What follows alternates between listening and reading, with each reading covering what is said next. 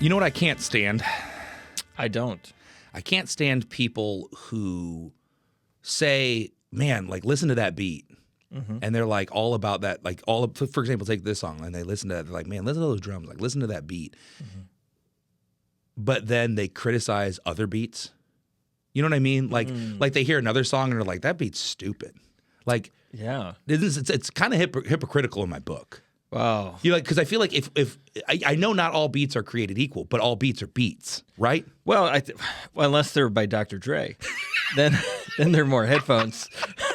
Which, by the way, this is now sponsored by. Yeah, yeah, it's definitely not sponsored by. You know the. No, you know that you raise a great point, Brandon, because it is a little bit, but see, you got to be careful with that comparison, right? Sure. Because like. Some things aren't created equally, right? You know, and right. Like, but it's if you're a fan of the drums, you're a fan of the drums. You're a fan of the drums, yeah. Drums are their own. I feel like you just can't have double standards. You know what I'm saying? Like you just can't have like. Okay, so why do we like this beat? Well, we like this beat because I made it. That's one reason. Right. That's at least personally. It's personal bias. It's personal bias. But I like the low end on the drums. I'm a fan of toms. You know. Yeah. But I feel like in the world today we got a lot of people who aren't fans of the beat. Truly. I think you're right. You know, they act like they are, but they're not. Yeah. Got a lot of drum posers out there. Yeah. When it really comes down to it, you can't have double standards, but you can have a double kick. So, Brandon, what I thought we would talk about today is we're going to start our conversation today talking about hypocrisy, right? We are getting really good at these drum segues. Well, some people would say that. Let me just Some people would say that. Other people might say something different. But we're going to keep trying, gosh dang it. Right. We are. We're not going to go back on what we said. No. So we're going to start by talking about hypocrisy. Right. And one of the things that we're going to start that conversation with is what is hypocrisy? And then what does the Bible say about hypocrisy? Mm-hmm. And maybe why is it that Christians are always being accused of being hypocritical? Right. But from there, we're going to pivot. Mm-hmm. And we're going to pivot towards another worldview. And we're going to talk about human secularism. Right. We're going to define that a little bit. And we're going to talk about how does hypocrisy fit into that? Sure. Right. And we'll get there. So this will be a little bit of a different winding conversation. Sure. But I thought it was something that would be interesting to talk about. For sure. Because I think when you think about the criticisms of Christians as a whole, hypocrisy tends to be the number one, from the world's perspective, place they go. Well, they don't even practice what they preach. You know what I mean? Yeah. It's like a national pastime, right? Is to claim that it's like these drum jokes. Yeah, exactly. You know, it's the standard. Christians are hypocrites in baseball. Right. Is kind of where we're at in America right now, right? So why don't we start with a Merriam-Webster definition? Not the Oxford this time. Not the Oxford this time. Yeah. We're gonna go with Merriam. This is a very American problem we have. That's right. Oh man. I went to a hockey game the other night, and they made us sing the Canadian national anthem beforehand. And I was like, "This is America!" And then they announced the lineups. I was like, "And all of our players are from Canada." Right. I do love that. What a juxtaposition that is. It is, right? Yeah. Yeah. Oh boy. So hypocrisy, right, as defined by Merriam-Webster, a feigning to be what one is not, mm-hmm. or to believe what one does not. Behavior that contradicts what one claims to believe or feel. Mm-hmm. Right? So simplify that. Mm-hmm. Saying one thing, doing another. Right. Or if you want to go with the hierarchical kind of top down, it's rules for thee, not for me. Right. Oh, yeah. So hypocrisy as a whole is something I think that all of us despise. Right. Like 100%. When someone tells you something and then they do the opposite. Sure. It makes us angry. Sure. From a Christian standpoint, we constantly talk about it. It taints our witness, that kind of idea, And so yeah, I think it is. Hypocrisy is never a good thing, but it is interesting that it says a feigning to be what one is not. There is in some ways, I wouldn't say an innocence, but there is in some ways, I'm empathetic or sympathetic to. Sometimes people are hypocrites on accident.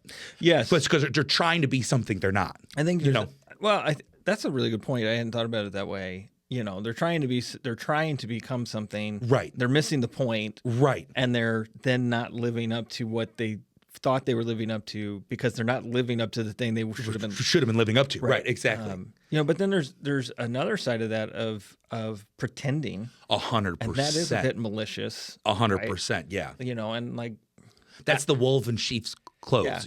Idea. Yeah. So there's a guy my brother used to work with who had been in a local band in St. Louis, and they did all right for a time.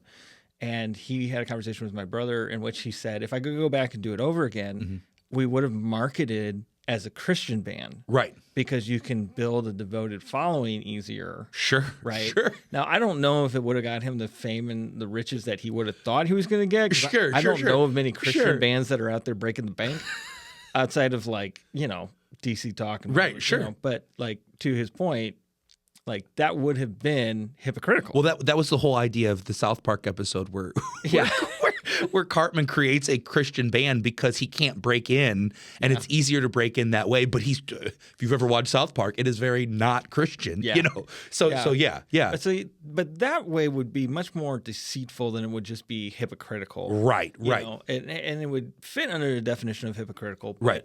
Ultimately, it's do you act like you believe what you're saying? Right. Is it Penn Jillette from Penn and Teller? Yeah. He's a famous entertainer, and he's an atheist and a kind of a thinker. Yeah. He recently I saw a video with him recently where he said he cannot respect any religious person who doesn't proselytize. Says if you're not willing to go out and evangelize, then why would I respect your beliefs? Sure. Right. And it's an interesting. Now I've said on this show before, on this podcast before, don't let the unsaved tell you how to save them. Yeah. Right. For sure. Sure. Yeah.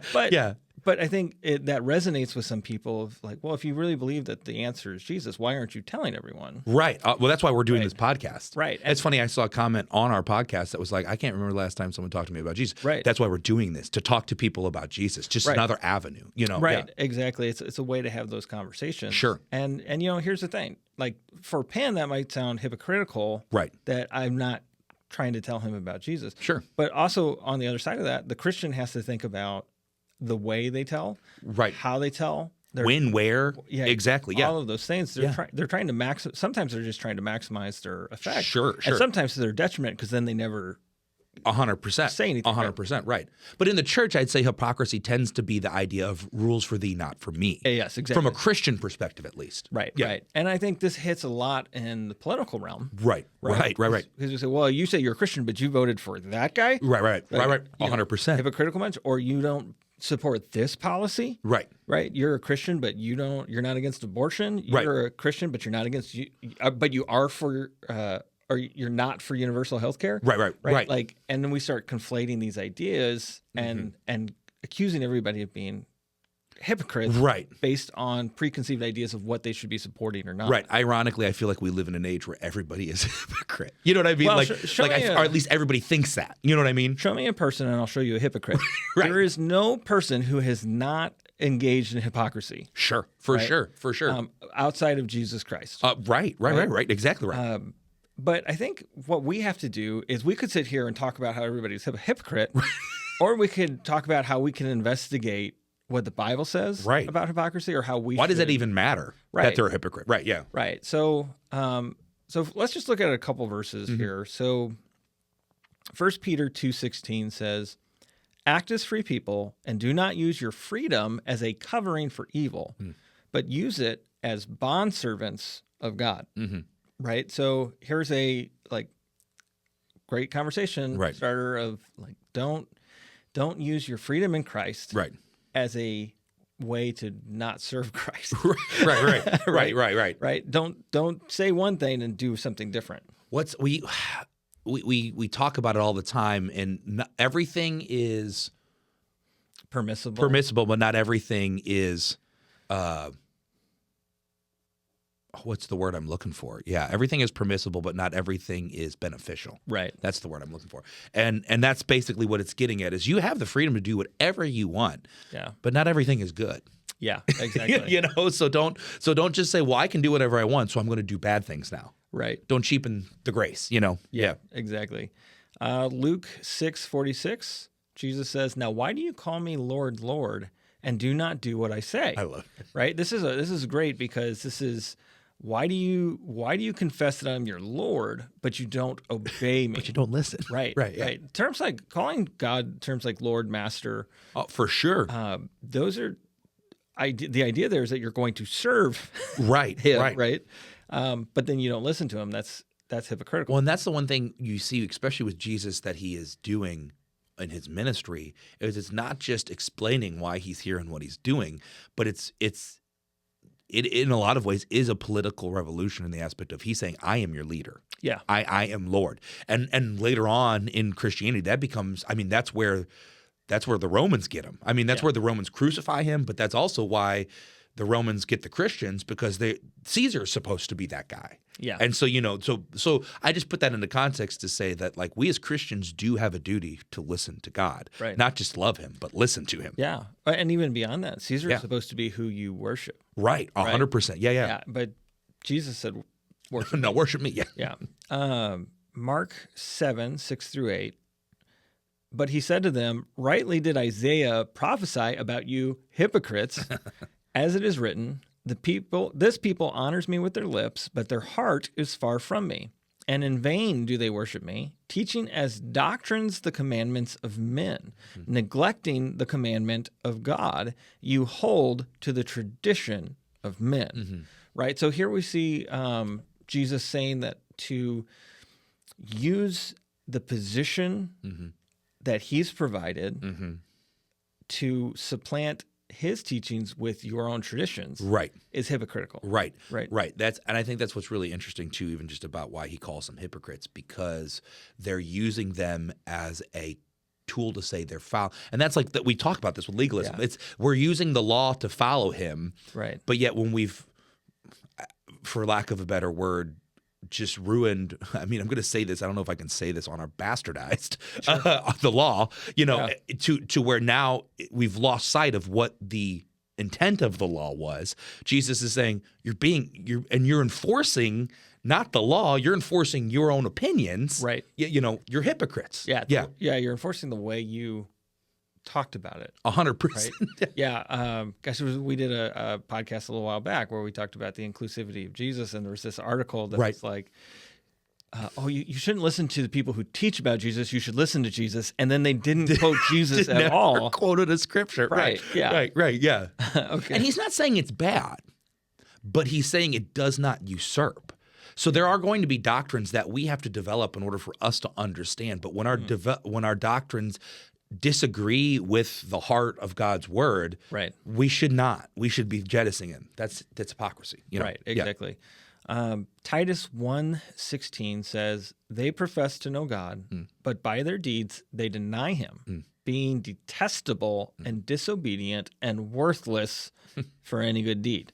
Right? So this is interesting here. You profess to know God, but you deny it by your deeds. Like this is hypocrisy 101. Right. Right. And he refers to them as detestable, disobedient, and worthless for anything. Yeah. Isn't it interesting how even in the first century here, we're still within Paul's writings, and within an earshot of Jesus here, his death and resurrection. Like, isn't it interesting how they're already dealing with? Well, it's because there's nothing new under the sun. Right. Right. And there's a book in the Bible about that, I think. And that was written before Jesus. Right, exactly. Right? Yeah. And like we look at the history of man, it is to look God in the face and say, nope. Right. We're going to pivot. Yeah. Give me your blessings, but let me do what I want. Right. Right. Matthew 23:27-28 says, "Woe to you, scribes and Pharisees, hypocrites! For you are like whitewashed tombs, which on the outside appear beautiful, but inside they are full of dead men's bones and all uncleanness. So you too outwardly appear righteous to people, but inwardly you are full of hypocrisy and lawlessness." Right? Now, Jesus talks like this to the Pharisees quite a bit. And I think this is where we get a lot of modern criticism of the church. Sure. Right? Is people get this feeling about the church, and compare them to the Pharisees, and then we always have to suffer this argument of, well, Jesus really gave it to the religious folks at this time. Right. And it's the religious institutions today that are like missing it, Right. because they don't love enough, and they don't do this enough, and Sure. they don't do that enough, and I'm going to go over here and not do any of those things either, right? Like, Right. Yeah.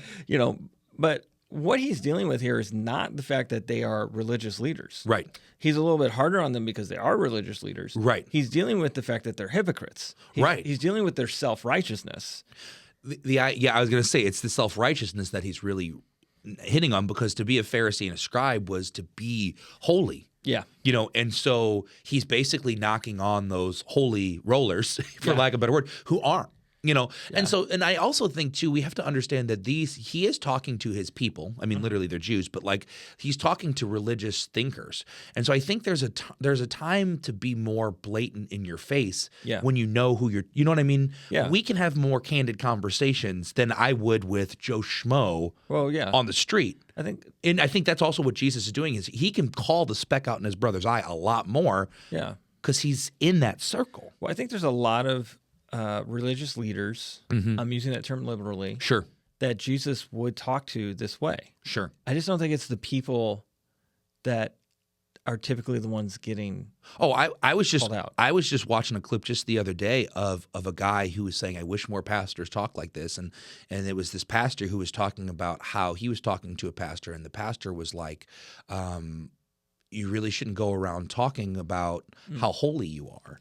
And the clip was like, you should. The idea was you should be sinless. And I do think there's a truth. We should be sinless as Christians, but to walk around and say we are sinless is to deny the cross. Right. Well, I think I know what video you're talking about. And it wasn't like the crux of it was he was like, everybody's got skeletons. Right. And come to find out he had these secret sins that he was not overcoming. Right. And it was like, look, the guy who was going out saying don't sin was not saying he was perfect. Right. But he was saying that you should be overcoming sin through Christ. 100%. And this guy wanted to dumb that down because he didn't want to be found out. He didn't want exactly right. And I think that that's the scribes and the Pharisees that Jesus is talking to. Yes. These I love how he says you're a whitewashed tomb. You're beautiful on the outside, but you just got dead bones and unholiness inside. You're unclean. Yeah. Exactly. How about James 1:21 through 22? It says, therefore, ridding yourselves of all filthiness and all that remains of wickedness, in humility receive the word implanted, which is able to save your souls.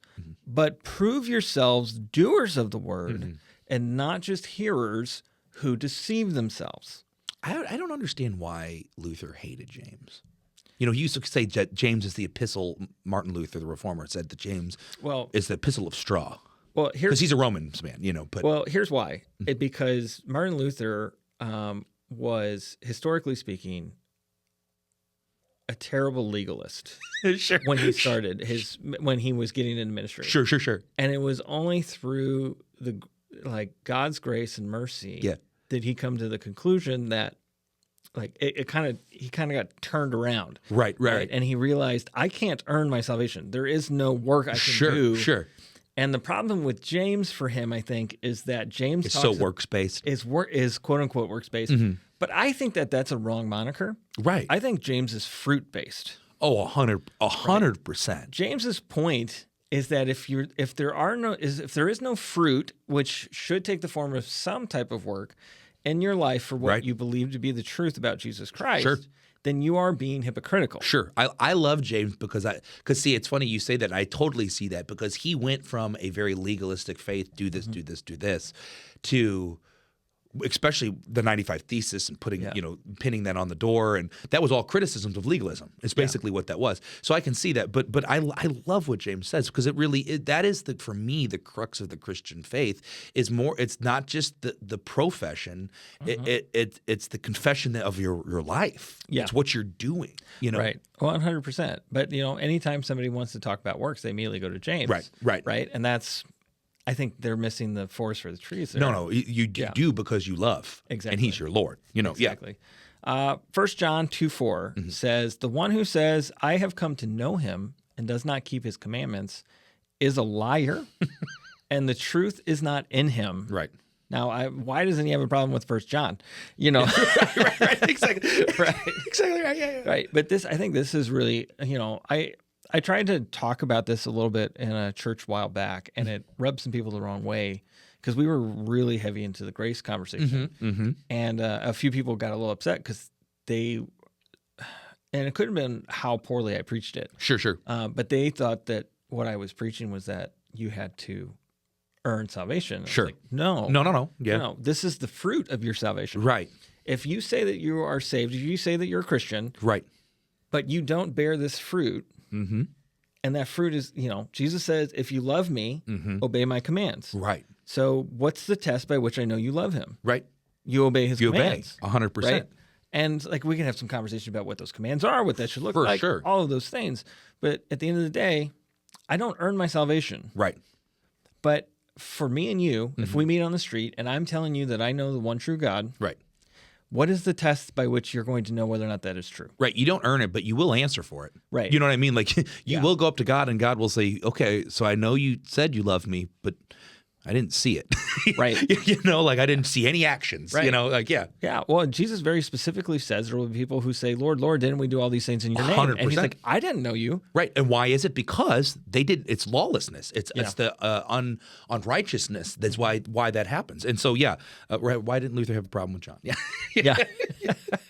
All right. So throughout the ministry of Jesus, he consistently comes up against the Pharisees for not practicing what they preach. And the Right. Bible is full of commandments from God and teachings on how to follow those commandments, right? Right. So as Christians, we should be looking at that as our guidebook, 100%. you know, to say, look, I do love God. Right. How do I show that? What does Yeah. that mean? As a pastor, I don't just tell people to read the Bible because I want them to read the Bible because it's the truth, and it is. But there's a certain sense of if you really read what the Bible says, it's going to say you need to apply this. Yeah. It's an app. It's a manual. You know what I mean? And so the reason why I keep telling people read the Bible isn't because I want you to know Romans 2:3 by heart. It's because I want you to know what Paul is talking about in Romans 2. I mean, and especially Romans 2 is a big one these days because that talks about homosexuality and all these sins and blah, blah, blah, blah, but it also talks about judgment and grace, you know, and so that's why we read it because we're learning how we live that's why God gave it to us because we don't have Jesus walking and talking with us. So we have his spirit and we have his word. And so that's how we walk and talk with him. Right. You know, exactly. And this is where it becomes a problem for us is, you know, people find it easy to call us hypocrites. Sure. Because the Bible is the top selling book of all time. Sure. People know or they have an idea of what it says. Yeah, and the Bible tells you things. Right. Yeah. And there's a lot of familiarity with it, especially here in the United States. People who won't go to church can quote the Bible to you.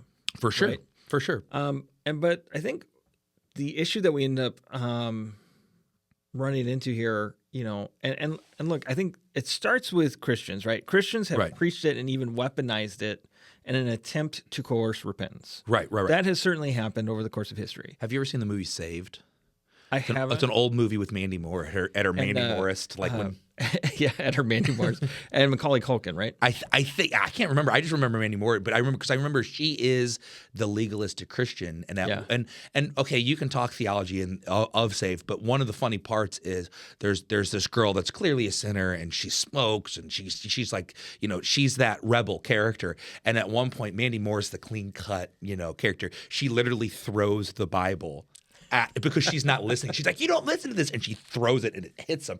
And it's such a funny, but I think that's like when you say weaponized, that's what I think a lot of us, we throw the book at them, literally. Like we throw the Bible, and that's why they know it. That's why people who don't believe in the Bible know it, is because someone has thrown it at them to where they've gone and read it because they're not looking for truth. They're looking for a rebuttal. They're looking for a return fire. Right, yeah. And I think that's where a lot of claims of hypocrisy get it wrong. Right. Is when you start attacking Christians the way they've attacked you. Right. You're doing the same thing they are. So if they're wrong, you're equally as wrong. 100%. Right. And I think so. I remember there's this video about and this is a common argument, but I remember this, and you and I have actually talked about this a little bit ways back.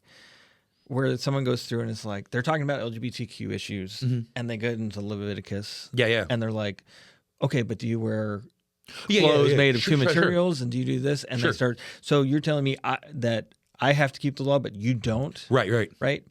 And what I don't think they understand when they do that is they sound exactly like the Pharisees.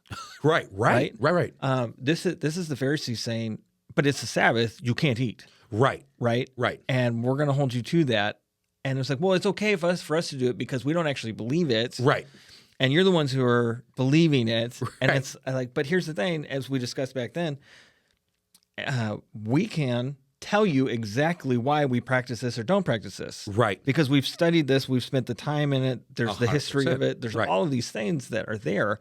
There's far more good history of the church than there is negative history of the church. Oh, for sure. Right? For sure. But it constantly gets painted in a bad light because of individual hurts, and it makes for a good story. Right. Well, and I think that, and you see this, like I said, even Paul and Peter and these guys and John are all dealing with this right off the bat in the first century of what does a Christian really look like? What do the Christian really do? And I think the church has always not struggled with that, but always wrestled not with they know. I mean, we've got the Word of God, but you're taking sinners and you're turning them into saints.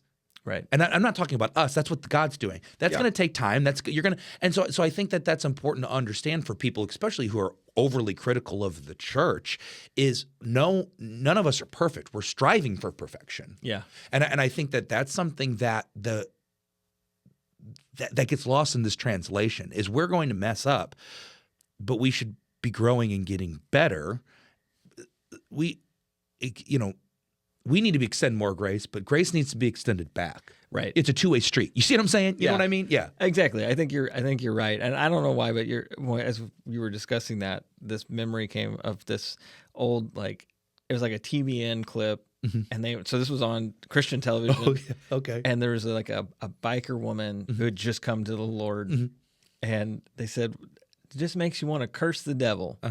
And this is what the nice and the host had said, and then she was like, "Okay," she goes, "He's a effing son of a blanking blankety," and they were like, "Well, that's true." Exactly. But to your point, sanctification takes time. Right. We should expect a level of hypocrisy. Right. In Christians. Sure. Which is why we need to be gentle and have a conversation and work through it. When we understand that the Spirit is doing the cleansing, not us, but we still do need to be doing the discipling. You see what I mean? And I think that's where a lot of people get hurt because we don't disciple them properly. But I also think that's where a lot of Christians struggle because there's a lot of discipling that needs to be happening that isn't happening. Very good point. Well, I think partially it's because we don't want to offend, we don't want to push too hard, we don't want to be legalistic. Sure. Or we just don't know. Right. We're not diligent enough, But I think any which way you look at it, the Bible does provide clear standards of living. Oh, for sure. Right? And Christians believe and confess that good and bad are not subjective. It's objective. Right, for sure. Yeah. And this is where this starts to break down, that if we confess an objective morality, then everything that we say and do can be put in one of two categories. Right. There are some grays, but I mean grays when it comes to more issues of morality in the Gospels, there's no grays. There's black and white. There's the truth. When it comes to those, and that's what the Bible. It's easy for you to say, "See, you're not living up to that." Yeah. I think the problem where the gray comes in is when you don't understand the Bible. That's where you're like, well, see, you're wearing jeans and a T-shirt right now. You're wearing cotton, and I don't know what jeans are made of. Jeans, probably cotton too. I don't know. You're wearing two different. That's because that's one of the laws in Leviticus. You cannot wear multiple types of material. So see, you don't. Okay, but that's the gray area of not moral law. That's the societal laws. That's the right. So when you don't fully understand God's word, that's where it becomes problematic. Yeah, you're not looking at the context of it. Exactly right. Right. But yeah, it clearly gives us, and that's one thing I will be real. I do get frustrated with Christians because I kind of feel like I'm like, are we reading the same book here? Sometimes because sometimes you're like, and I'm not even talking about, they're being hypocritical tends to be, I'm telling you to do something, but rules for thee, but not for me. Yeah. I'm looking at it from the other perspective as saying, you're not telling me to do anything, but you're also not doing anything, Yes. and I'm looking at that a lot of times within the church and saying, man, like this is what Paul's talking about. Yeah. Is if you truly are following Jesus, you will do these things. Yeah. You will have, and it is not works based; it's fruit based. Like you said, you'll see these things, and so, but there's no other book in the world that gives us a clear moral standard like the Bible. Yeah. The Bible gives it. I mean, we've talked about it many times. It is the basis for everything. Yeah. For law, for modern society, comes Yeah. from the Bible, whether you want to admit it or not. No, you're absolutely right. We've talked about that, the concept of morality and like where that comes from, and objective versus subjective. And one last scripture here, Matthew 7:2. For in the way you judge, you will be judged, and by your standard of measure, it will be measured to you. And I think this is something that gets then weaponized, and it becomes a conversation of, well, you shouldn't judge. But that's not actually true. That's not actually what the Bible says. The Bible provides you a measurement of judgment. Right. And it says not to judge by your own measurement. Right. But to judge by God's measurements. Right. Right. And so if I put a measurement on you, I'm putting that measurement on myself. But so when we look at what Jesus is saying here, he is talking about hypocrisy. Sure. He's like, you want to give this person one measurement and have a different measurement for yourself. Right. And then the world grabs onto that. Right. And says, well, yeah, see, you're not living up to Jesus. Right. So you're a hypocrite. Well, there's a difference between judgment and grace. And I think we have to understand that. Like, grace is God's response to judgment. Yeah. Judgment is there. Grace is how we handle it. That does not overlook wrongdoing, though. Grace does not overlook wrongdoing. Right. There's still accountability in all of this. And I think that's where the Christian struggles a lot of times, because they like you said, I don't want to hold others accountable. But also, you don't want to be held accountable. You know what I mean? So I think that there is that there, and that's not just Christians. I think that's everybody.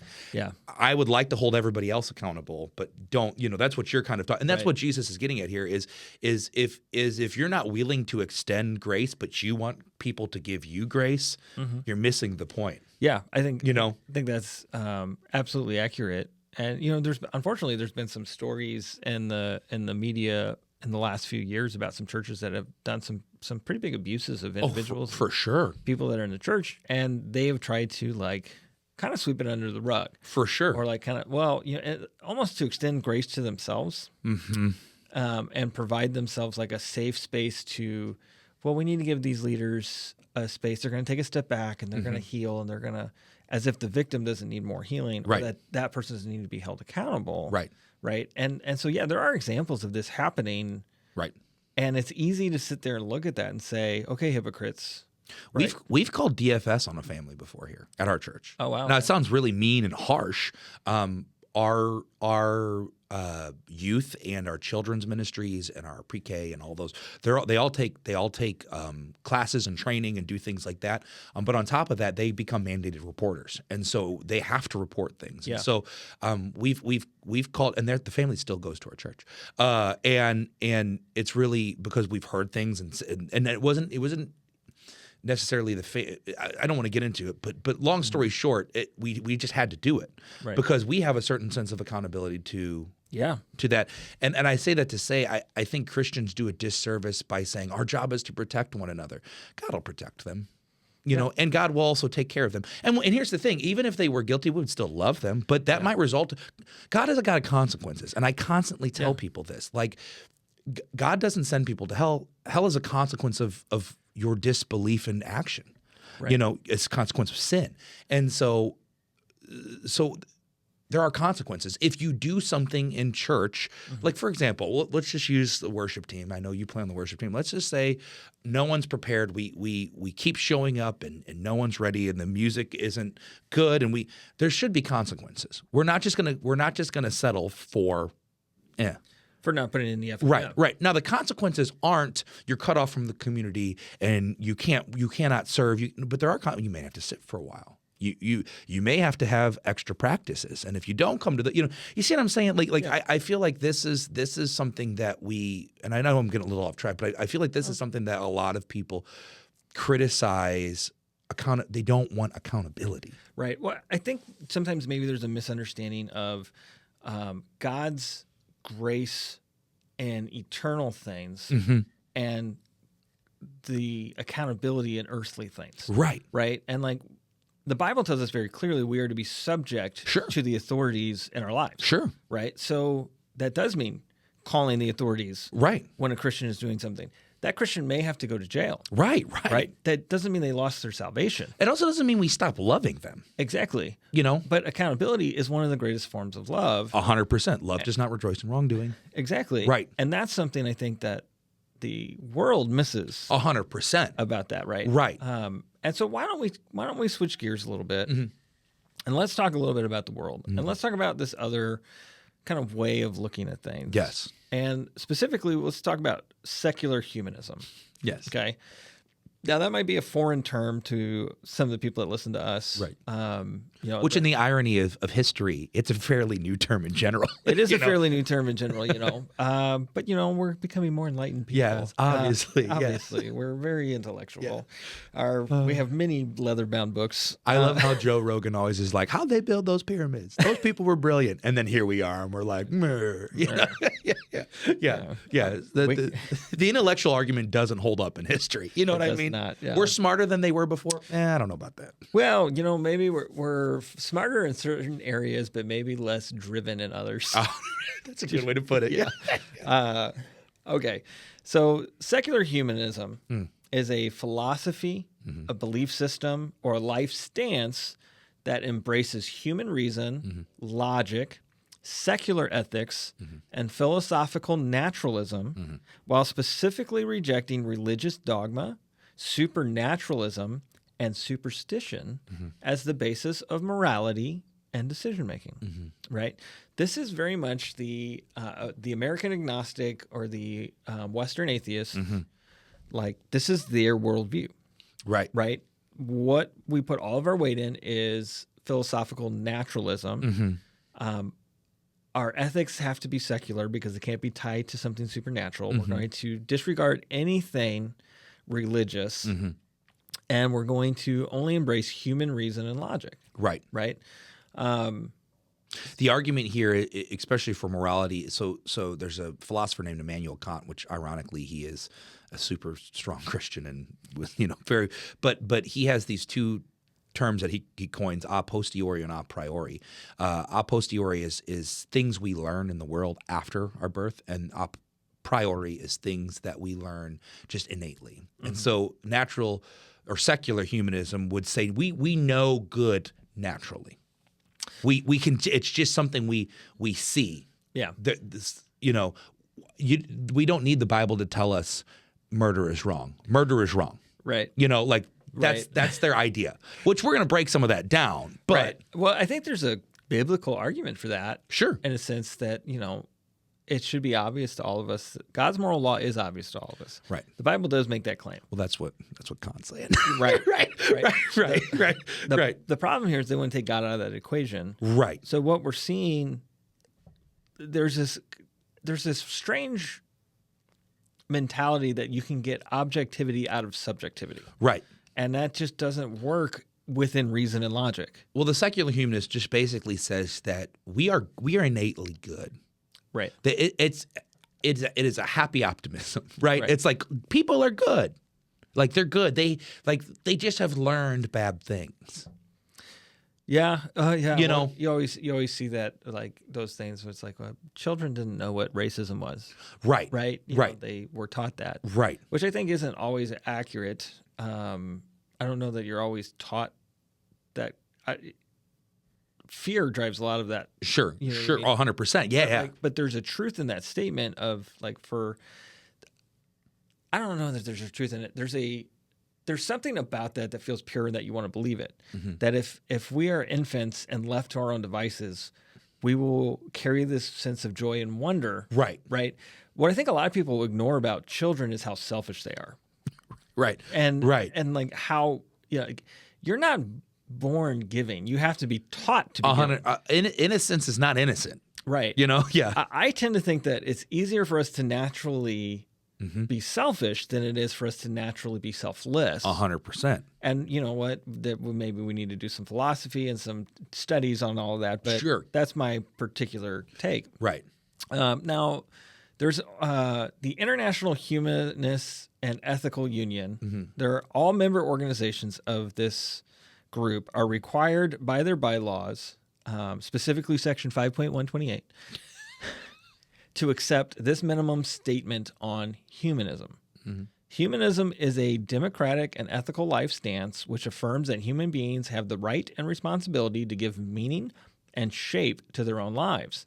It stands for the building of a more humane society through an ethic based on human and other natural values in the spirit of reason and free inquiry through human capabilities.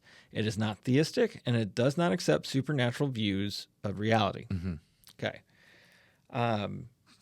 So there's a lot in that statement right there. One of the first things that is that human beings have the right and the responsibility to give meaning to their own lives. Right. Now, as I just mentioned, I think it's much more realistic and reasonable to assume that we will, if left to our own devices, we will be selfish. Right. This is the law of self-preservation. This is survival of the fittest. Right. 100%. Right. Scientists have argued this as a reason against God. Sure. For years and years and years. Sure. Yet humanism suggests, and secular humanism suggests, that no, we are an enlightened people. Right. And we should use our own logic and our reason to determine what our values will be. Right. And we have that responsibility to determine those things. Right. But it's individually. That's the key here is they all, let me read it again, is a democratic ethical stance which affirms that human beings have the right and responsibility to give meaning and shape their own lives. So I have the ability and the responsibility for my life, and you have it for your life. Well, yes and no, because they also say here in this, it's a democratic stance, right? And then later it says the building of a more humane society, right? So it starts with the individual determining this is what value is, this is what's right for me, and then everybody has to come together and put it to a vote. Right. Now, the problem with that is that now you have morality by democracy. I was going to say, this is a logical fallacy in and of itself. 100%. Is A plus B does not equal C. Right. Because if C is you can determine your morality and are your own meaning, and I can determine my own meaning, but by the way, we're democratically going to determine our meaning, that C cannot be, because if my meaning does not match your meaning, you've now just, you see what I'm saying? Like this is nonsensical. Exactly, 100%. And this is the type of thinking and type of thought patterns that got us human sacrifice. And now you can still, like, it's interesting because like a human secularist will say, well, they were influenced by theism or plural, like multi-gods and all of these. Sure, yeah. They were basically influenced by religion and superstition. Right. But it was their individual reasoning and their democratic conversation about building that society around those things that led to the acceptance of those things. Right. The issue was never religion in those senses. It was always what you did with it. Right. 100%. It's always been the human element that has corrupted those issues. Right. Like, it wasn't the belief in God. It was the actions of your beliefs in God. Yeah. If we go back to what we've just talked about with Christianity and hypocrite, being a hypocrite, it's not the God element of Christianity that makes you a hypocrite. It's the human element 100% that makes you a hypocrite. 100%. Right. Because I don't think any secular humanist would suggest that humans are infallible. No. They would 100% say that humans are fallible, but they would say that's why you have to be diligent and work together to find this. But the problem is you don't have a standard to raise. You have to create that standard. And if you get it wrong, then what does that mean for your society? What does that mean for the future of your society, for the history of your society, right? There's many issues that kind of crop up with that. Well, it's interesting, too, that they talk about it being democratic. So here's the thing. Here's the problem with and this is going to sound weird with democracy. This is, but and this is for lack of a better word, this is why we have the voting system we have in America. Yeah. Is if everybody all has equal say. Yeah. Okay. Somebody doesn't have equal sway though. Right. You see what I'm saying? Well, it's, and so that's the problem. So okay, so let's all get together and let's vote on this. All right. Well, I believe this and you believe that, and who can convince more people that I'm right and you're wrong? right. Okay. Well, now you've not only have you just contradicted what the Human Secularist does, but you've also muddied the democracy element of this, which is it's like it's survival of the fittest. It's who presents the best, who sounds the best, who sounds the smart. Like, and I think that's where a lot of the world is today, right? We see people on TV, we see authors, we see people we are told are successful. Yeah. They think this. And if we want to be like them and want that same success, if we want to play the game, we've got to believe this. Yeah. That's a problem. Yeah. Because that doesn't always necessarily equate to truth. Yeah. Now this becomes a popularity contest. And if I want to survive, churches are making this mistake. If I want to survive in the culture today, I need to adapt my beliefs in order to better serve the community around me. Yeah. Well, I think a great example of this is look at how corporations have responded to the culture wars. 100%. Right? When everything feels like it's leaning towards this side of the culture wars, they put it in all their commercials. They put it in all for sure. They make all these stances. And then when everything starts leaning this way, they start taking all those things out and they start changing it up. I think a great example of this was Bud Light a couple years ago. Just right? going to use that example. Yeah, where they kind of go all in on this particular LGBT stance with who they have as a spokesperson. Right. They realize they're losing money. Yeah. So then they switch over and they go to a more conservative stance. Go to Shane Gillis. And they start putting Shane Gillis as their, not a model human being at all, but like he fits their brand and their demographic for who's purchasing their product, right? Right. What they found was that living their claimed morality didn't make them money. Right. So they went back to what made them money. Right. And distance themselves to a degree from that quote-unquote morality. That's the critique of businesses these days now is what they've learned is, which is funny, it's the same principle applies to the dinner table at Thanksgiving. You don't bring politics into everyday discourse, and like, but that's the criticism now. It's like, now we're starting to, if you want to be successful, if you're there's a game behind the game that's being played in secular humanism, which is not always the best interest, because it's ethical. I mean, they're operating within the laws of society and the laws of man. That's what but it's an ethical life stance, 100%. But who does it benefit? Right. And who defines the ethic? 100%. The majority does. 100%. Right. And those who have the most to lose. Right. Right. So there is an issue here that it is too fluid. So, which as a secular humanist, I think you would probably be a little scared, right? Because your idea is to tend to favor the minorities. Like I'm looking out for the little guy in secular humanism. Like I think a lot of my secular humanist friends who don't believe in God's morality, but morality and goodness, would say that, I'm anti-slavery, I'm anti all these things, which is, and I'm like, great, me too. The problem, I think the thing they missed there is human secularism didn't get you to abolishing slavery. 100%. Right. And so that's why this becomes a problem, is that as a human secularist, all of your moralities and ethics are going to change based on power dynamics and power struggles, which is why there's such a huge conversation right now about critical theory, things like that, because there's this concept of trying to tip that. Right. But then what happens when that happens? We look over in Great Britain, the United Kingdom, and they tipped that scale. Right. And now the atheists who tip the scale and the secularists who tip the scales are like, we don't like where we're going. Right. Right? Because we've basically just opened this up for all of these other things to come in. Well, that's because bigotry sells. Yeah. Hate sells. Sure does. It's in the world. You know what I mean? Yeah. And I think that's something the secular humanist doesn't understand, is they have a hate that is we like I remember there's a band I used to listen to, and they came up with an album, and I thought the name was really clever. It's like "We Hate Your Hate" was the name of the album, and I thought that was such a good album name because that's the human secularist thing is we hate, but hate is still hate. Right. You know, and even if you go to a guy like Gandhi, who's probably a human secularist champion, Yeah. even he says the same thing. But the problem with that is your definition of hate, 100%, and your definition of love, and your definition of acceptance, and your definition of morality, and your definition of ethics. And that all comes from the majority, by the way. It's all going to come from the majority in a human secularist society. Right. Right. So according to the Council of Secular Humanism, they say that secular humanism is not so much a specific morality as it is a method for the explanation and discovery of rational moral principles. Right.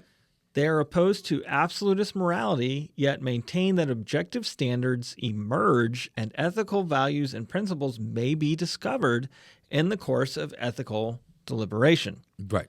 Now, this is something that really fascinates me, how they can use some of this terminology. And it reminds me of, there's some mathematicians out there who have talked about this, that math is a proof for God. 100%, yeah. Because math is not invented, it's discovered. Right. The principles of math exist. Right. Period. And yet it's this rational thing, and it's this thing that exists here, like internally in your mind. So whose mind does it exist in if it just exists? And we're the only ones who use math. I mean, yeah, granted, birds use math, but they're not thinking when they take off the trajectory of this is X degrees and X over, 100%. Right. So for them to say that there is no specific morality, but it's a method of discovering moral principles, or that ethical values and objective standards can emerge and be discovered, my question becomes, if there isn't an objective standard that is discovered, how did it get there? Right. What put it there? Why is this objective?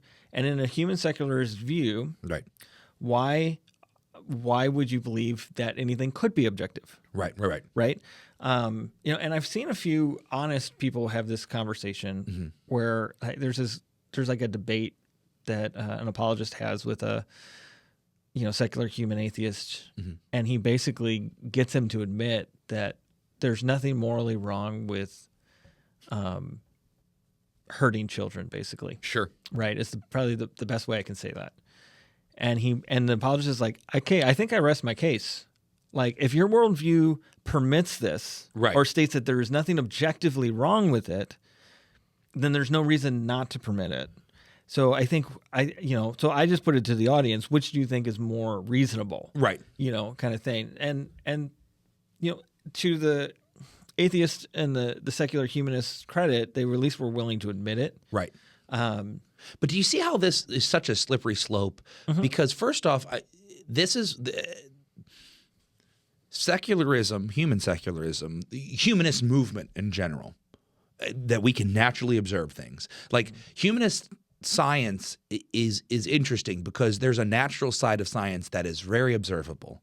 But then there is another side of science that we don't understand because, and we're past that, right? Because, we're into quantum theory and things we cannot even see. We're, talking dark matter and all, that's we're beyond the physical. But it's really interesting to see this play out in history, right? Because secularism and the humanist movements are then preceded by nihilism. Do you see how quick we get there? Because once we start saying this, well, we can discover objective truth and blah, blah, blah, blah, blah. You get all the way back to Plato and Aristotle saying, well, what is truth? You know the same thing? Yes. Now we've suddenly got to, there is no such thing. It's all subjective. There is no objectivity. Right. And it's funny because I think we live in a world who doesn't want to be nihilist because it's depressing. Yes. And it's chaotic. Right. But they don't want to admit that secularism, human secularism especially, makes no sense. Right. But then you see what I'm saying? Why is depression at an all-time high? Right. There's all these different reasons for it. But the more we get away from objectivity, right, the more depraved we could become as a society, which is strange because we're also supposed to be the most evolved, the most intelligent we've ever been, right? For sure. And so, like, We got cars that drive themselves. right. You know? So, yeah, which begs the question, what makes us special? Right. Right? Nothing. Right. Because we could recreate it with a machine to a degree. Right.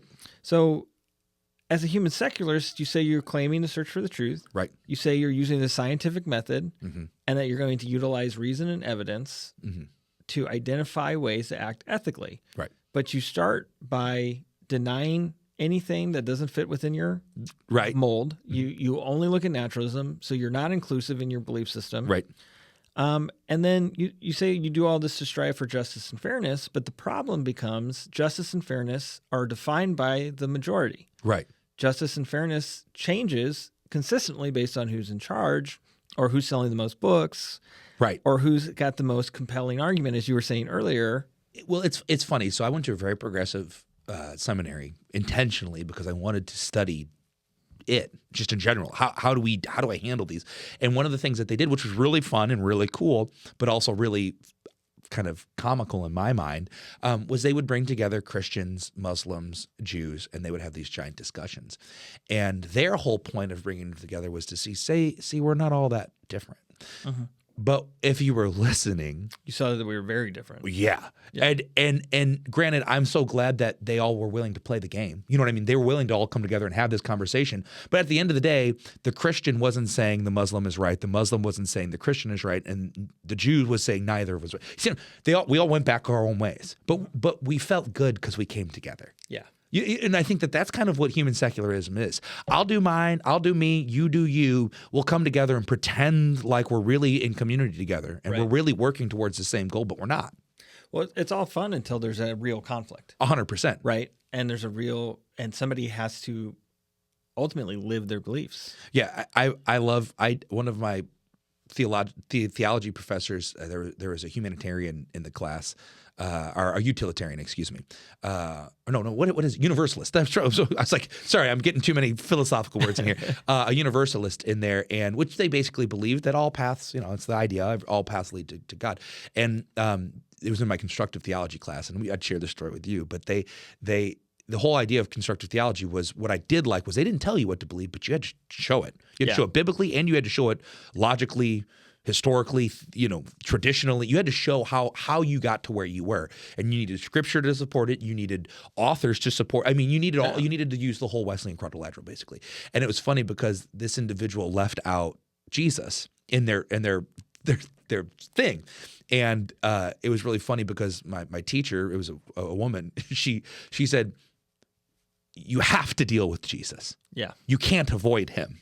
Right. Even if I disagree with it and you disagree with me, you still have to say something about him. You have to address him. You have to, because, and in doing so, what was really funny about that was he or she, the professor, accidentally pushed the person into this mindset where they're like, oh no, maybe all paths can't lead. And it was really interesting. It was kind of a existential crisis, It's for that reason that Jesus gets downplayed as being a moral, model, right? As opposed to this man who claimed to be God, right. And so they take that and they say, okay, well, I'll deal with Jesus by redefining what he said, right? By saying that you've trumped up what he said, by saying that you've altered the manuscripts, or whatever. Right. Which, again, in all of history, there are no more completed manuscripts than what we have about the teachings of Jesus, right? It was interesting. You and I have been talking about this. There was this guy, Wesley Huff, who recently has hit the circuit, which actually we quoted him when we did our thing on the Council of Nicaea. Oh, wow. Yeah, we were there first. Yeah. I'm just glad to know that this guy's finally getting some airtime. Exactly. It was funny because literally we were talking and I even was like, man, it would be so cool to get him on our podcast sometime. He's beyond us now. He's so fun. In truth, he was already. He was, for sure. His schedule is booked, and but he ended up on a couple major podcasts. He might be a fan of drums, though. We might be able to get him on that. We might be able to. He was on Rogan's podcast. Right. And he had this conversation about how he was talking about Jordan Peterson missing the forest for the trees, because he was like, Jesus isn't a moralist. Jesus condemns moralism. Right. And this is where he does it. Right. He calls it hypocrisy. Right. Because you claim to have this moral value without ascribing it to an author. The author, Right. right? And you put it as your own righteousness instead of as God's righteousness. And your only salvation comes through belief in me, Right. not through doing the things that I do. Right. Right. And that's a really telling statement. And you can find that online. You should go look that up. Well, and it's funny because we like to talk, and I think most human secularists will agree that Jesus was a good guy. I don't think anybody has a problem with Jesus. Yeah. As far as his moral and his teaching. Jesus' teachings are love and forgiveness and grace. And that's the truth. It is. But what's funny is they read that and they're like, yeah. And then they completely gloss over all the other facts that Jesus says, I am God. Yeah. I am Lord. So it's interesting how we're willing to acknowledge Jesus's ethic. Yeah. But not his ethos, who he really truly is. Right. You know? That he preached about hell. Right. Talked about your condemnation. Right. And judgment. That you're condemned already. Yeah. Right. Yeah.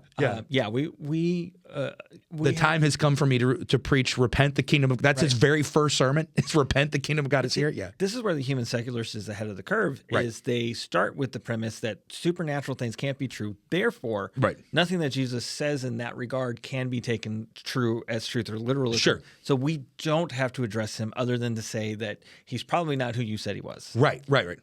So, he had a good teaching, but he's not really God. Yeah. But then I guess we said, you don't deal with the manuscripts, you don't deal with the history, you don't deal with the One thing that Wesley said on that podcast, it's funny you brought that up because I was actually thinking this, and I didn't even know this because I'm not nearly as smart as he is, but there were the 4 biographies we have, quote unquote, of Jesus, Matthew, Mark, Luke, and John, are just as many as Caesar had. And he brings this point up that he said for a man of Jesus' stature, and by that I mean societal standings, not of any standing whatsoever, to have equal amounts of biographies as the leader, the head of the largest empire in Rome, is absurd. Yes. No one in his stature had 1 biography, let alone 4. Right. And so I say all that to say, when you want to critique the Bible, man, you're running down a slippery slope of how rock solid that Bible truly is, as far as it's compiling. Right. You know. So let's switch back a little bit towards this, kind of going through some of these human secularist claims. We've shared this quote before, and this is John F. Kennedy, who said, "Our problems are man-made. Right. Therefore, they can be solved by man, and man can be as big as he wants. Right. No problem of human destiny is beyond human beings. Man's reason and spirit have often solved the seemingly unsolvable, and we believe they can do it again." Mm-hmm. Now, this is a very inspirational quote that I've heard, before, but it's not true. In my mindset, in my worldview, it's not true. But this is kind of the mantra of the human secularist, right? Right. And I could see why this is definitely something worth, or something that you would take and say, oh, that's really insightful, or that's very inspiring, right? Well, yeah. So I'm going back and I'm reading the quote. I have the subjectivity of objectivity. Yeah, is where I always struggle with the human secularist. And I look at JFK. Oh gosh, what? Sorry, I just pulled up the wrong notes. So hold on a second here. Let me pull them back up. Man, I'm going through all our memes we send each other. Go ahead and talk while I pull these notes up. Well, I think with this quote, JFK is kind of encapsulating that secular humanism, right? And what it means is that we are enough, right? Right. And we can solve our own problems. All of our problems we created ourselves, so therefore we can solve our problems. Right. When you juxtapose that with Christianity, it's like, no, we created these problems. Only God can get us out of those problems. Well, that's what I wanted to get at was so he says man's reason and spirit. Yeah. Okay. So that's a problem. That is a problem. He says man's reason and spirit have often solved seemingly unsolvable. It's this idea of, yes, we can do it. We can do it. We can do it. Let's look at man's spirit. I mean, no, the spirit did not. The spirit's what gave us the problems, didn't solve the problems. Right. Let me rephrase that. The spirit is what solves the problems, but it's the Holy Spirit. You see what I'm saying? And I think that's where the natural, the natural idea of human secularism begins to break down, because there's this objectivity that we all can do this, we all can do this, we all can do this. But that's subjective in the aspect of your gifts, my gifts, we're not all the same. You see, I think that God does a really good job of saying life isn't fair. Right. And that's okay, because I am.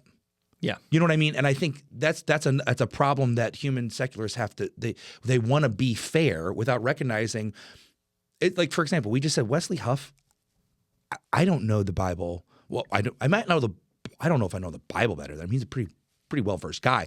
I definitely don't know the manuscripts. Yeah. And I definitely don't know Greek as good as he does. Right. He can read Greek on the fly. Yeah. I can read some words on the fly. You know, like I'm like, oh, that's and that's the. And, you know, and that word is propitiation because it's a weird one. You know, like, so, but like those ideas, like there are experts. Uh-huh. And this was what was interesting about the podcast with Rogan was they were saying, like, not everybody's an expert. Right. Okay. Let's just apply that to this. Yeah. You're not not everybody's in ethics and morality. Yeah. But yet the human secularist wants to say, oh, we all are. We all can. Well, we can all do it. We can get it. They want to say that until Right. you disagree with them, and then they want to make sure that there are hierarchies in place. 100%. Right. And then that's where you get conversations about, well, who has the higher IQ, or what, you know, human intelligence becomes the standard and the measure, right? Right. This is how we end up with all these weird different measurements. And I can already hear this coming back, right? Right. I can already hear people saying, well, you guys don't understand human secularism. Right. And to a degree, you're right. I don't understand how anybody could think that it makes sense. But I knew you were going to say that. Yeah. But part of that issue is there isn't one specific way to practice secular humanism. 100%. Right? So in a similar way that you might levy a claim against Christianity only to discover that that's only a practice in one denomination. Sure. Right. Secular humanism is similar because there are so many sects of it. And then, as we've already pointed out, it's individualized. Right. Right? You kind of have this internal compass that you're going by, and you don't have to ascribe to what somebody else says. Sure. So, like, if I come against human secularism quoting Richard Dawkins, Right. and this person over here, yeah, but Dawkins isn't really a human secularist. Right. Sam Harris is a human secularist. I'm going to go with what he said about it. Right? Like, you can find all these different ways to apply it. Mm-hmm. However, I think there are several markers that are universally true, mm-hmm. right? So regardless of who you ascribe to or how you practice it, the first truth, quote-unquote truth, for human secularism is that physical and natural sciences are king. Mm-hmm. Metaphysical and supernatural elements are dismissed and preemptively disqualified from the picture. Mm-hmm. Morality is determined by the individual first and then molded by majority in a group setting. Mm-hmm. All things philosophical are subjective, not objective. Right. And philosophical in quotes, right? Right. I think that encapsulates Right. what human secularism is and how they operate. Right. Sure. Right. So now the question is, why did we talk about Christian hypocrisy and then secular humanism? Mm-hmm. And I'm going to make my statement that I think, I don't know if it's controversial. Mm-hmm. I suggest that secular humanism is a more hypocritical worldview than Christianity. Hate is hate is hate, like I said earlier. Yeah. And I agree. I think there are hypocrites within Christianity.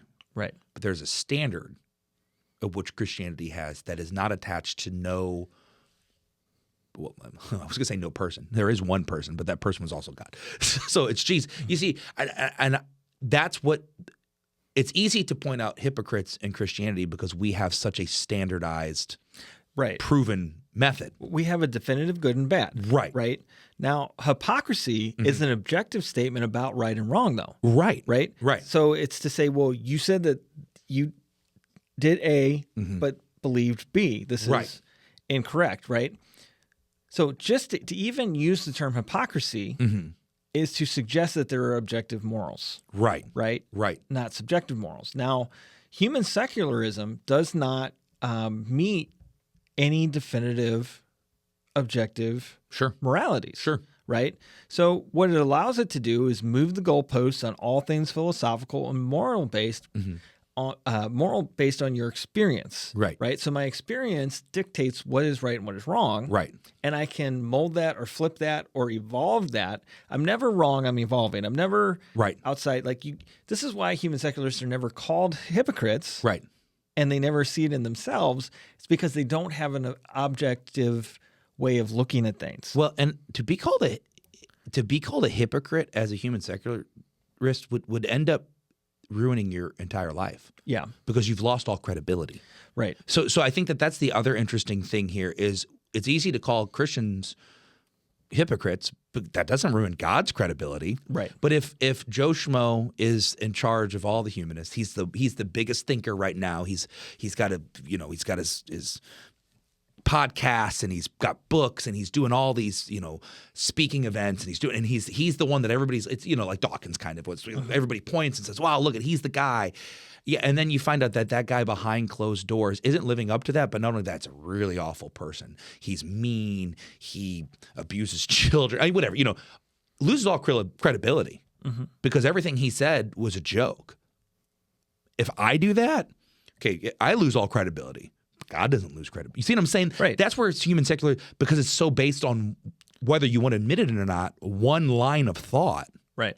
That person, and you can still say, well, what he said was good, but he wasn't good. Right. So if he's not good, how does he know what good is? Right. I can say, I know I'm not good. That's why Jesus came and died for me, but I know God is. That's why the ethic remains the same. And so I think that's another reason why the human secularist doesn't call themselves a hypocrite, because once you started pointing the speck out in your brother's eye, just like in the Bible it talks about, you got the log in your eye, and suddenly they're like, well, I can't call out what he's doing and say that's wrong, because then they'll call me out, and now I don't have my shoe deal anymore. You know what I mean? Yeah. That could be some of it. There could also be more grace for like-minded people. Sure. Sure.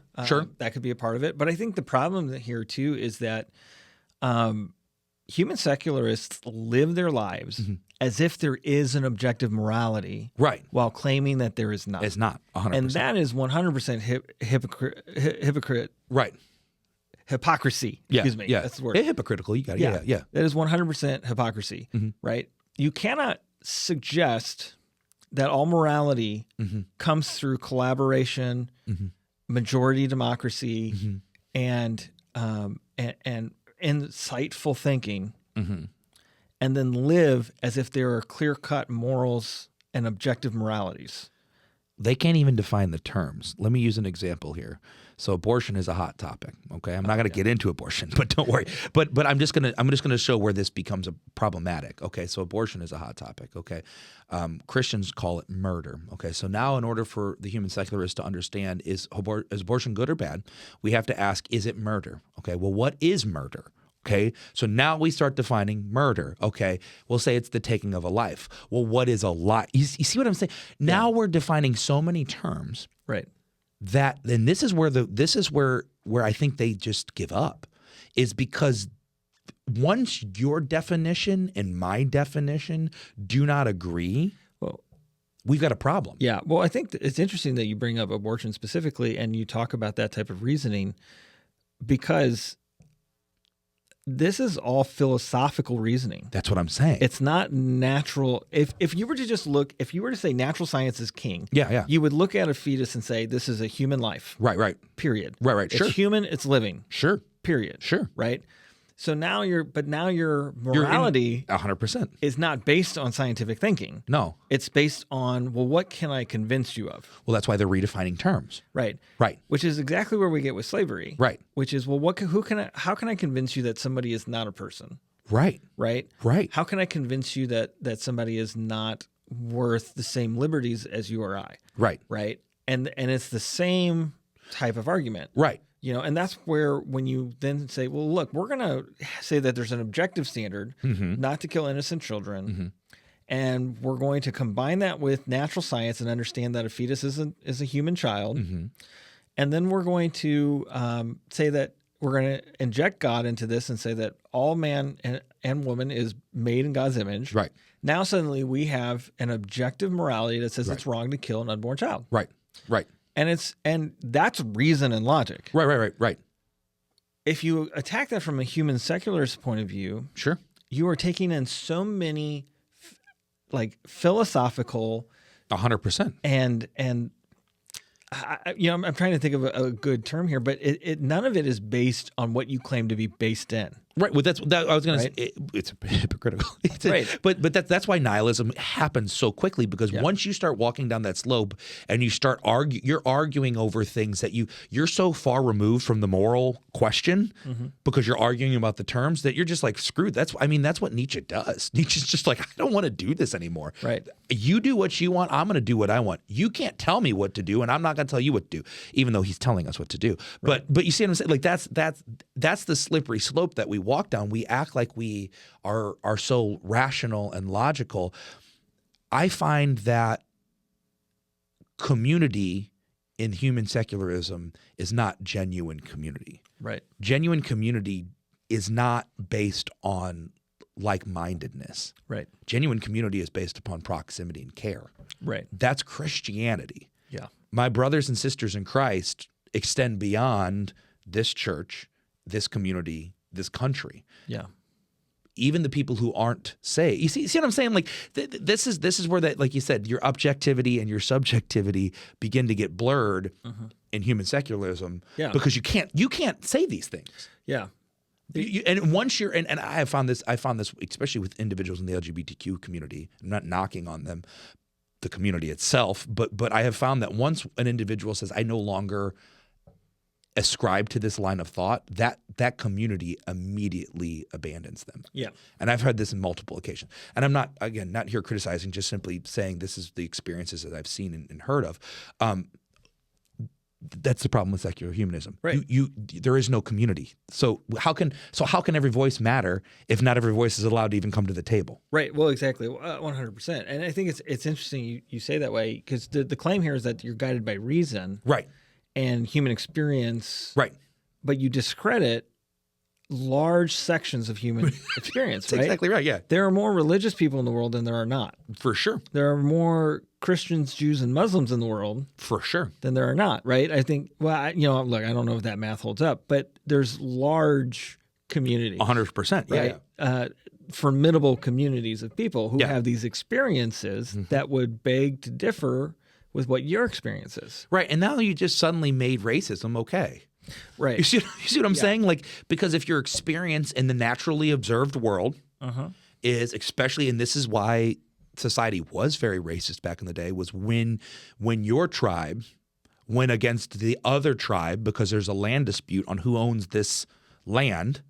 Let's just use the Middle East. I mean, they're still in chaos over where boundaries are and who gets what. And, you suddenly begin to say, well, the human experience is that tribe, all they want to do is kill us because I've been at war with them for 30 years. So now hate begins to be okay because your experience in the natural world is, see what I'm saying? Like, this is all stupid stuff. Right. But at the same time, you end up in this conversation about that. Like, we look at the conquest of Canaan. Sure. You could say that, like, that's been levied as being God doing ethnical cleansing, right? Genocide, which it wasn't. Right. But that's another podcast for another time. Right. And we've covered that a little bit. Right. But it's interesting that when God has them drive the Canaanites out of the land, the reasoning is not that they are Canaanites. 100%. It's not their race or their ethnicity. It's sin. It's sin, which is rooted in what? Their ideology. Exactly right. Yeah. And that's why, Paul says, like, we do not wrestle against flesh and blood, but against principalities of darkness. Right. Right. These things are supernatural. Right. In nature. Right. Right. And the humanist misses that completely. Right. Which is why they look at these things and try to put these.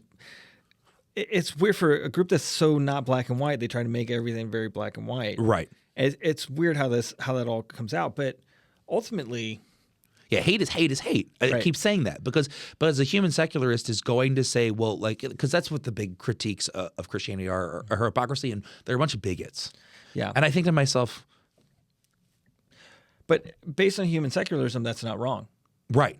right? There's nothing wrong with bigotry and human secularism. Right. Because it just all that matters is how many people I can get to agree with me that it's okay. That's what I'm saying. Right. So any standard of morality or truth claimed by a human secularist has no grounds to stand on. Right. And it would be hypocritical for a human secularist to attempt to hold anyone to any standard at all. And here is nihilism. Right. And here's nihilism, right? And so that is why I believe that human secularism is the most hypocritical, that because they are the ones who are consistently crying hypocrisy on the church. Right. But by their own standard, there is nothing wrong. Right. There is no definitive right or wrong. Right. There's only what I like and what I don't like. Right. And because of that, as long as I have the microphone, I'm gonna say that I'm right and you're wrong. Right. Well, guess what, buddy? We got the microphone. Right. That's right. But see, that's what I mean. That's the difference between Christianity and secular, because that's the critique. Well, you're doing the same thing right now. Here's the difference. I did not write the Bible. Right. My morality, in fact, I would tell you, my spirit's morality now is different than it was before. But my human nature is definitely not in line with the Bible. Sure. I have had to renew my mind, as Romans talks about, in order to understand God's morality and who God is. So I'm saying that to say the secularists, they write their morality. I do not. Right. I'm ascribing to a morality beyond me. That's why it's unchanging. Yeah. It's because you and me are not God. I don't get to define it and you don't get to define it. God defines it. Yeah. And that's not a cop-out. It's the truth. Right. And I think that's what people miss is the truth is this. If God does not define your morality, and we've talked about this, if God does not define your morality, there is no morality. Yeah.